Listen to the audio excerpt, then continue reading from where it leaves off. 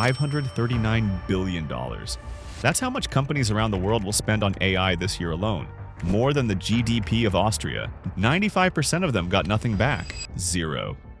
Where is the money going?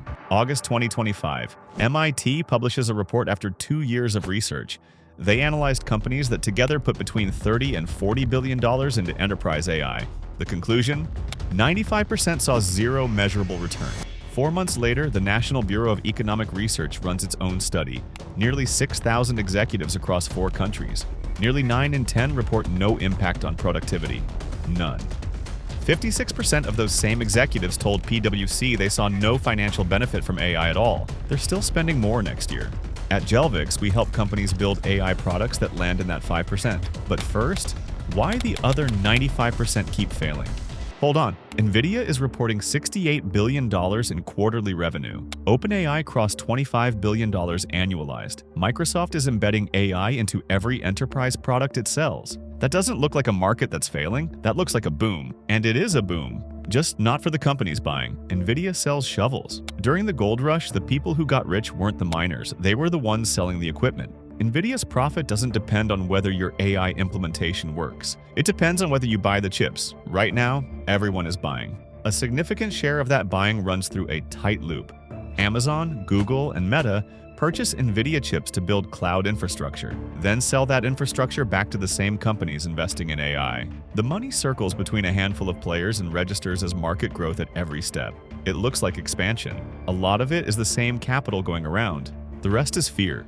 Companies aren't buying AI because they calculated a return. They're buying because they don't want to be the ones who didn't. Fear doesn't require proof of outcome. As long as the anxiety holds, the revenue holds. That's why NVIDIA and OpenAI post record numbers while the companies buying from them show nothing. Here's what nobody tells you when a company buys AI tools.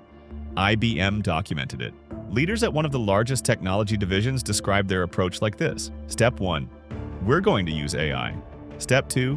What should we use it for? Buy first, think later. A 2026 writer survey of 2,400 executives made it worse. 75% openly admitted their company's AI strategy exists more for show than as actual internal guidance. AI is purchased to look current in front of investors and boards, not to make money. And even where AI exists, the people aren't using it. Deloitte found that among employees who have access to approved AI tools, fewer than 60% use them in their daily work.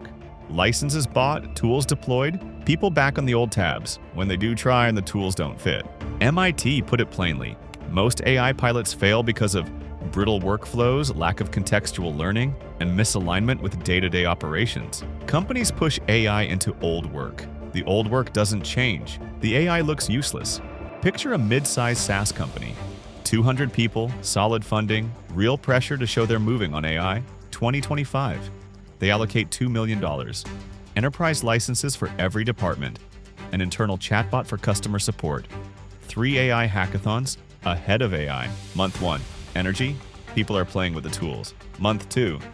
The tools are still open. Most people drifted back to Excel. Month 6. The CFO asks for results. The head of AI pulls up a dashboard showing AI interaction counts. Big numbers. The revenue line hasn't moved. Month 12. They're still paying for the licenses because canceling them means publicly admitting nothing worked. The companies that get real results from AI don't start with a tool. They start with a question. What specifically will change in how we work, and how do we measure that in dollars? That's the logic Jelvix builds on, from a defined problem to a measurable outcome, with architecture that scales what actually works. $539 billion this year. Most of it will go where the last $40 billion went, into licenses, pilots, and dashboards with impressive numbers and nothing behind them. The question isn't whether to invest in AI, the question is whether you know what you're actually buying.